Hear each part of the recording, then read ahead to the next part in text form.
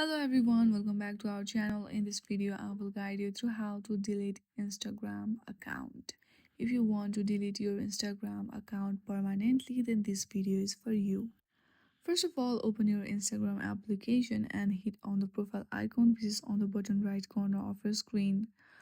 Then from the top, hit on the three lines and then go to the setting and privacy and hit on the account center. Now from here, go through the personal details and hit on the account ownership and control. From here you will see an option of deletion or deactivation. Now choose your Instagram account and then simply select to deactivate your account and hit on the continue.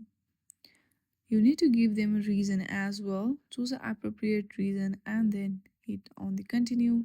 Enter your password and then you are good to go to delete your Instagram account.